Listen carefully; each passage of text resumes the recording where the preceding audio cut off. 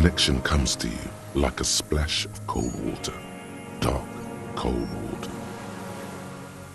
Hey. He acknowledges it. Here we go. A twist behind the dark bend. That bourgeois cow, Tiffin Holly was her name, licked the rich man's hand every time he came to town. Never seen a labor leader so hot on mutual cooperation and money. She liked that too. That Holly was a real bridge builder and a deal maker. Bordering on sentimentality, it drips out of him, tempered by something familiar to you. A familiar rage. She was, and she was real soft on those money men. Had a Barbara Muscova bag over her shoulder that she liked to bring to work. Called in, they say, on the eve of battle, ran away, vanished like a piss stain. No, that's not quite it, is it? Did she? They say her daughter called in, not her personally. But that wasn't really her daughter, was it? No, I guess it was not. She couldn't make the call herself. Here it is, the bend in the river. Because she was dead. Because the cow caught a bullet in her right lung, fell into the canal grasping her tit and drowned. Or bled, hard to say. It was a sloppy job on a moving target. She was going home, waddling, dressed in yellow, drunk like she often was.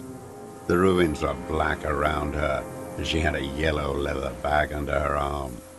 She tried to cross the canal, heading home to Grand Couronne or Betancourt, someplace like that, where they build those new bâtiments for the people who flourish in the hell around her, and the ruins.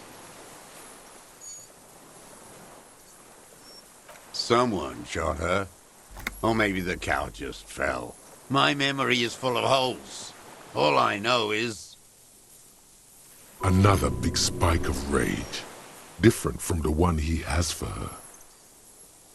Nothing changed. Not in the material base, not in the hegemony. There was no uprising. Just words. The Union fizzled, sogged. Nothing came of it. Nothing. Edgar didn't keep his part of the deal. If you were to testify to this, give the RCM something on Edgar, you could walk.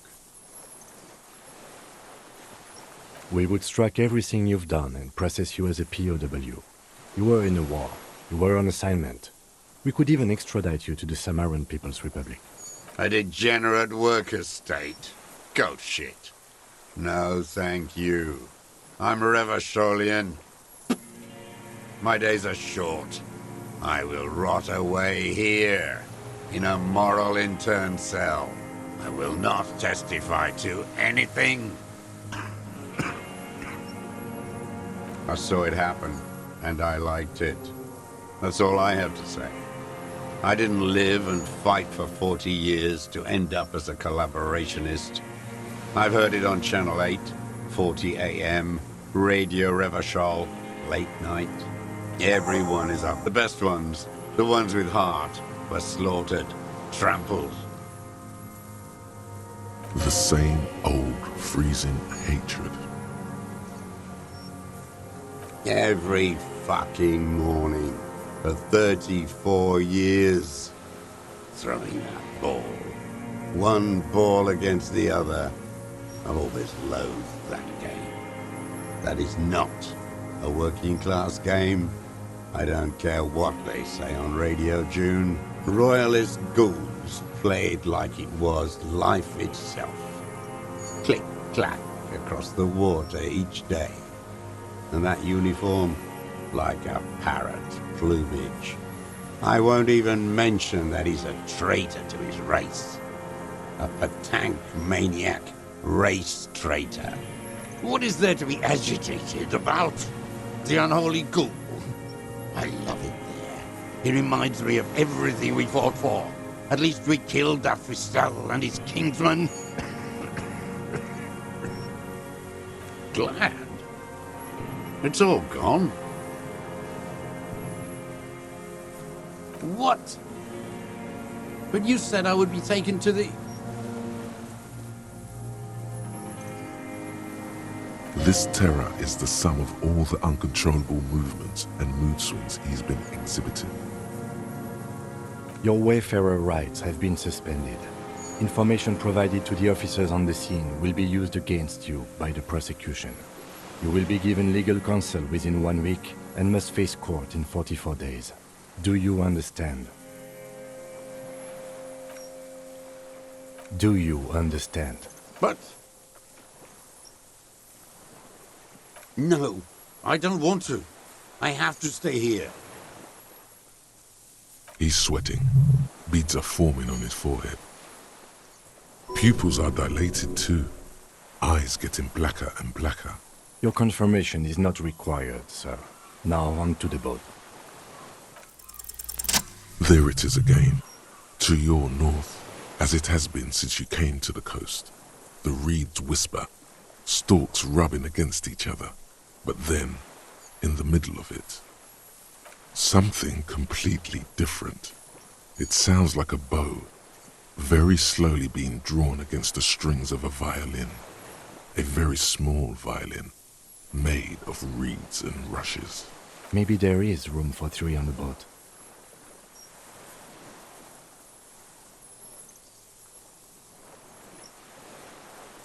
What? What are you talking about? Is this... really us? Your skin crawls.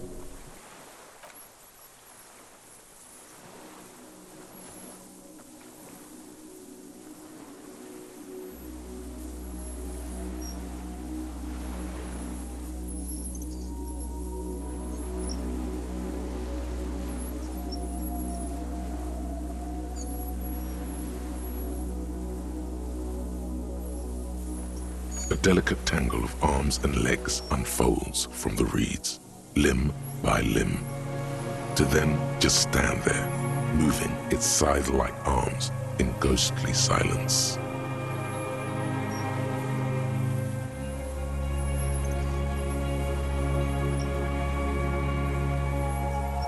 What are you talking about? There's nothing there.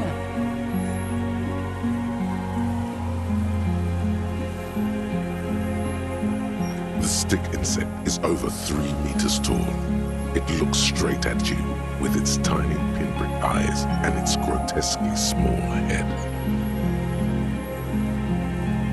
You feel your legs shaking under you and your gun hand move to your holster, but you don't have a gun.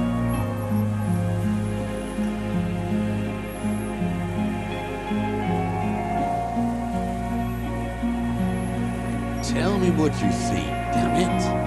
I can't make out one small thing in the reeds.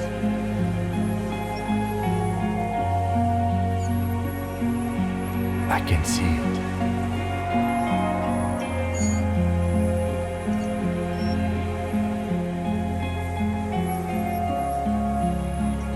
Four simple words, thank God. If he can see, then you're not insane.